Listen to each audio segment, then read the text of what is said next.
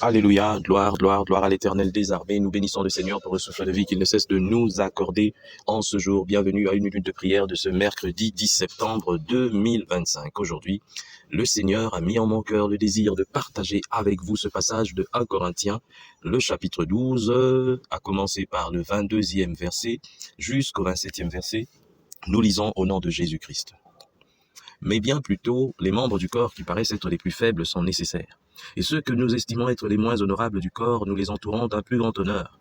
Ainsi, nos membres les moins honnêtes reçoivent le plus d'honneur, tandis que ceux qui sont honnêtes n'en ont pas besoin. Dieu a disposé le corps de manière à donner plus d'honneur à ceux qui en manquaient, afin qu'il n'y ait pas de division dans le corps, mais que les membres aient également soin les uns des autres. Et si un membre souffre, tous les membres souffrent avec lui. Si un membre est honoré, tous les membres se réjouissent avec lui. Alléluia. Chers frères et sœurs dans les Seigneurs, on parle ici de l'Église, corps du Christ. Mais ce passage peut aussi nous inspirer pour l'unité dans la nation.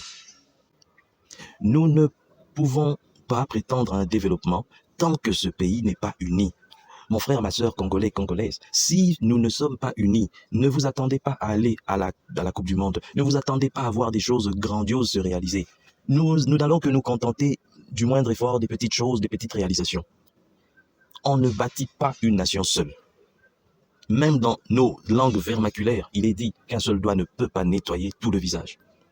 Tant que nous ne serons pas unis, vous prenez ça pour de la blague. Les politiciens sont divisés, les églises divisées, les familles divisées. Donc la division est devenue ici, dans ce pays, la norme. Et tant que nous allons continuer dans ces choses, nous allons toujours tourner en rond. Il n'y aura aucune suite favorable pour ce pays. Nous serons toujours sous-développés. Hier, je regardais encore l'Éthiopie qui vient d'inaugurer le plus grand barrage d'Afrique ou du monde.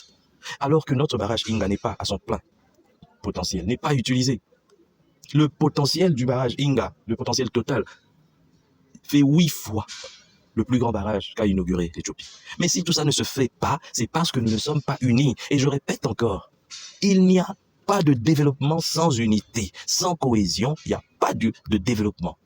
Voilà pourquoi j'appelle mes frères et sœurs congolais à l'unité. Nous disons nous tous que nous sommes chrétiens. Chaque dimanche, les Congolais vont à l'église. Mais il n'y a pas de développement parce que nous ne sommes pas unis. Nous ne sommes pas unis. Pas autour d'un seul homme, mais autour du drapeau. Et c'est ça, au fait, la difficulté aussi chez nous, parce que nous voulons toujours personnaliser les choses. Unissons-nous autour du drapeau, unissons-nous autour de nos idéaux. C'est ça. Laissons d'abord la politique de côté et développons notre pays. Tant que nous ne le ferons pas, nous allons tourner en rond et ce sera vraiment désolant pour nous. Que Dieu bénisse sa parole, qu'il bénisse tous ceux qui m'ont suivi. Que cette parole atteigne les extrémités de la terre. Au nom puissant du Seigneur Jésus-Christ. Amen. Bonne journée à tous.